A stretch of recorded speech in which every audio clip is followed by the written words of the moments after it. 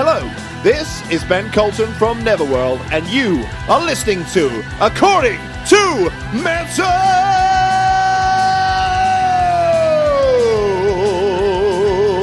Thank you.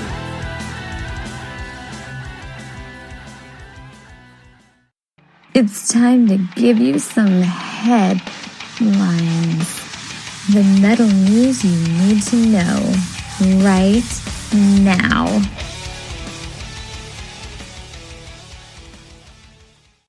Little change of scenery, little change of pace for me, because normally it's Biv behind the metal news desk.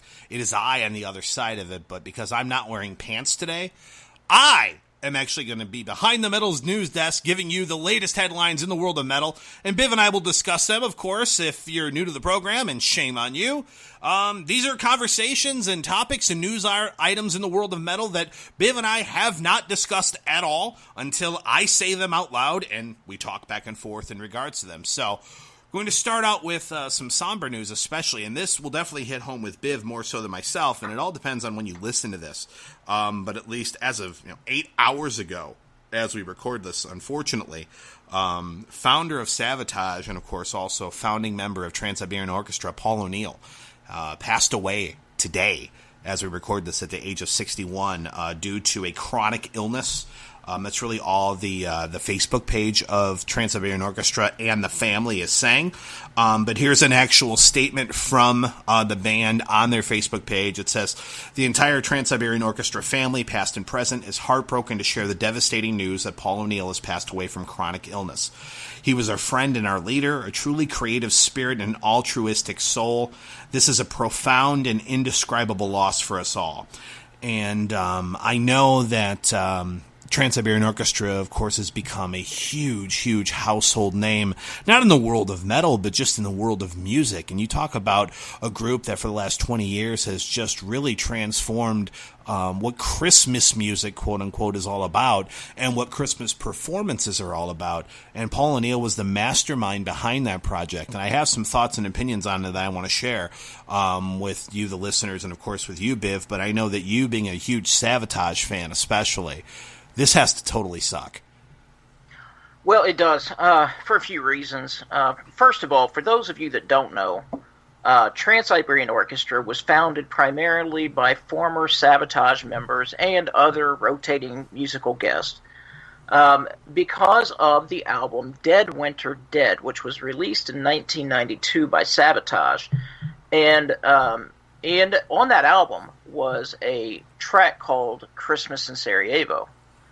And you all know it. Dun dun dun dun dun dun dun dun dun. It's done on a heavy guitar riff.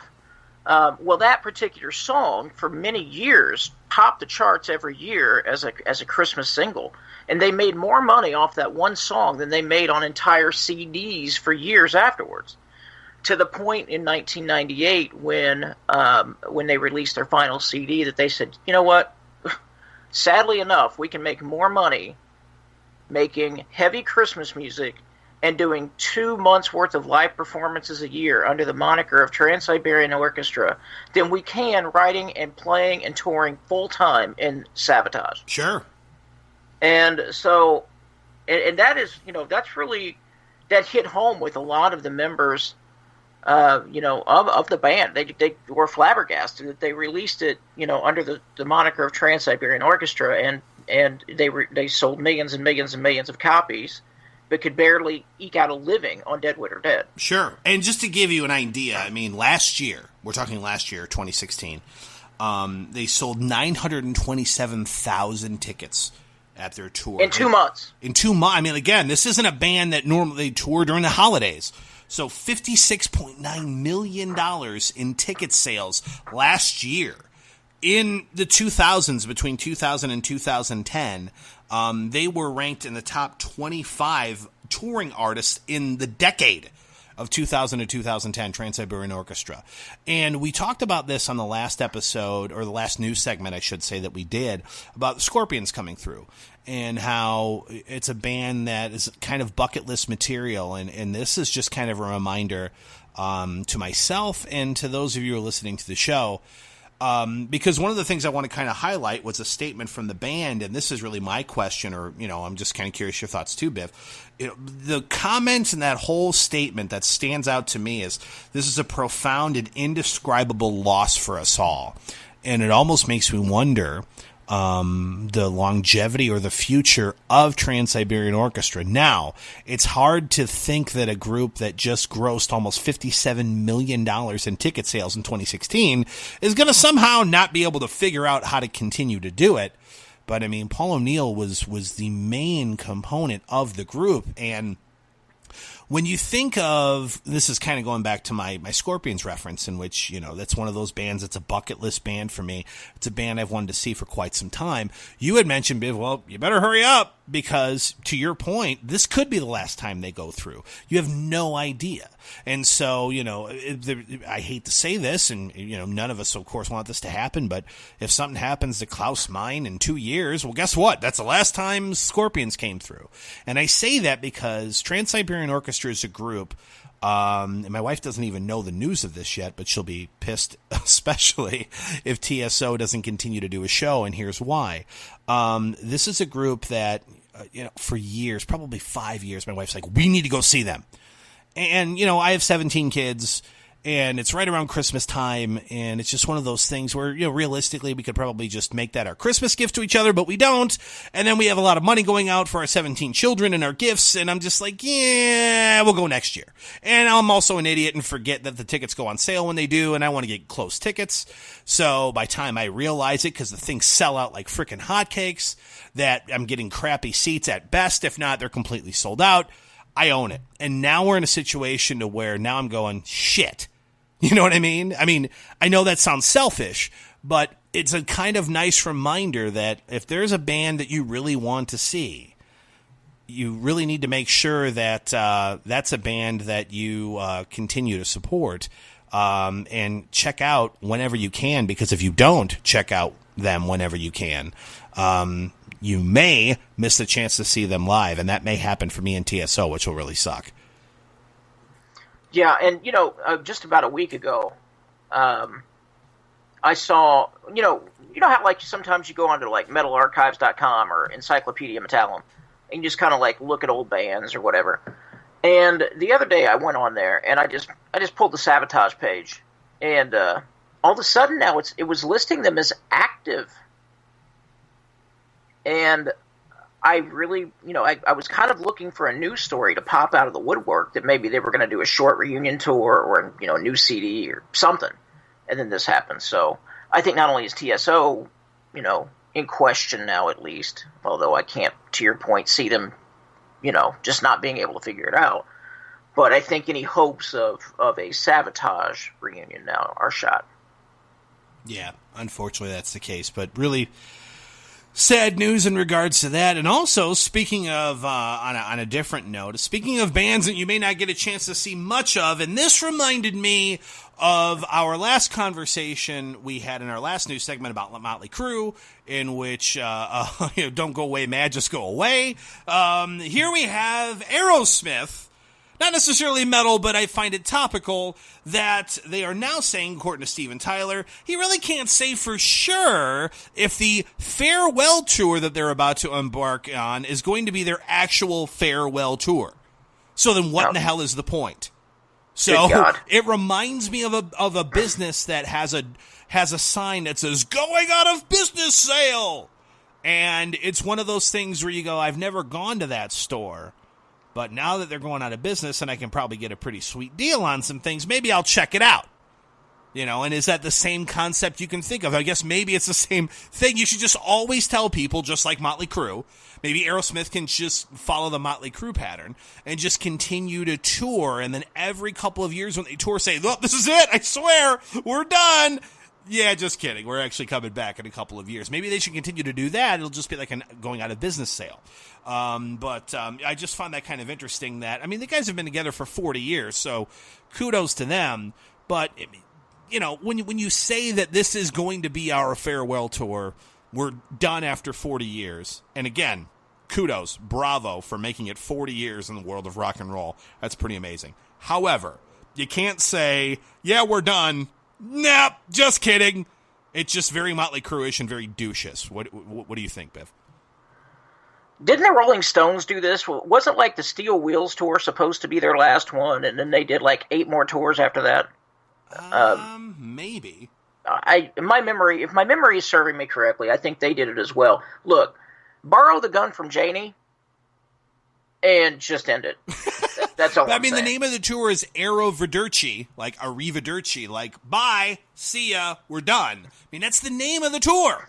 You don't call the tour Arrivederci, like bye-bye, and then say, well, maybe not. It's hard to say. Just kidding. Yeah, what the hell? So I just found that interesting, especially because we like to make fun of Motley Crue in the same instance. And as they're releasing, a Netflix movie that isn't a documentary, but instead is a film about their history as a band, I guess it's kind of I don't know what the hell that's going to be. It's like, don't go away, Mad, just go away. Aerosmith, if Janie's got the gun, you may want to borrow it. Just a thought. But somebody who doesn't want to borrow a gun and use it to end their touring or their career, speaking of bands who've been around forever and are touring for quite some time, thought this kind of interesting. Iron Maiden, of course, is a band that is huge, sells out arenas all over the place. But recently, Bruce Dickinson really came out and really condemned kind of a consistent pattern he's seeing in the UK. And I got news for Bruce. It ain't just the UK. And that's in regards to smaller music venues just being closed due to noise complaints from people living in properties around the area. And so you have a lot of people who, these hipster neighborhoods are like, I have to work in the morning. Well, that's great, but no offense. You bought a house that's 3 buildings down from a freaking place that's been having live bands there for 20, 30 years. What the hell do you think's going to happen on a Wednesday night, dumbass? Why do you live there? But unfortunately, what's happening is these people are winning the fight. And so, Bruce has said, and I'll quote him from the story, sadly, it seems to be happening in a lot of places. It's the gentrification of the city center, the dodgy hangouts, which are really cool, which kids like to live.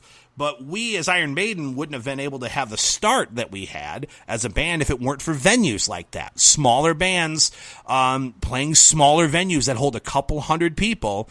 That's live music at its finest. Some of our favorite bands. Biv, I know you've said this before when you saw, Dream Theater in a, tiny ass theater that you saw them in, if not even that. I remember seeing In Flames at a Knights of Columbus in Illinois. I mean, if that gives you any idea, like sometimes those are the coolest places to see bands. And, Bruce is kind of leading the charge in the UK about like, hey, look, we got to push back about a lot of these venues getting closed due to being in neighborhoods. Well, no shit. Of course they're going to be loud. It's a music venue. You knew that when you bought the place. But a lot of them are caving to public pressure of, okay, well, I guess we'll just go away.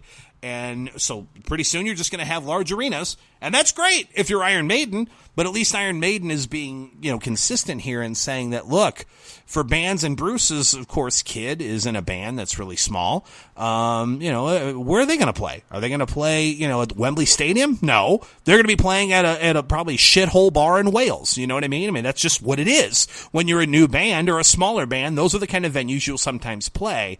And I got news for Bruce. I know he's leading the charge in the UK, but Biv, you've seen this in the US and a lot of other places around the world, especially in Europe. Places are just closing, small venues. And I'm telling you, we saw Imminent Sign of Destruction, we saw Circus Maximus, we saw the name strikes me and I don't know why.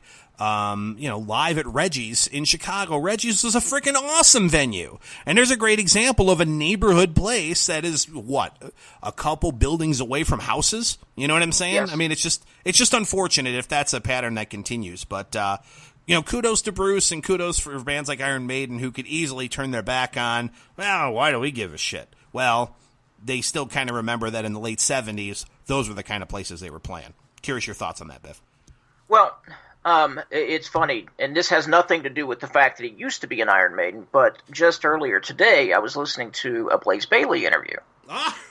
And he was talking about this very topic, and how sad it was that some of the venues that he got to not only go see shows in himself, but go play those shows when he was beginning with Wolfsbane, that Wolfsbane could have never made it, and ultimately he never would have ended up with Iron Maiden or had a solo career or anything else because of, he would have not have had a venue, literally a venue.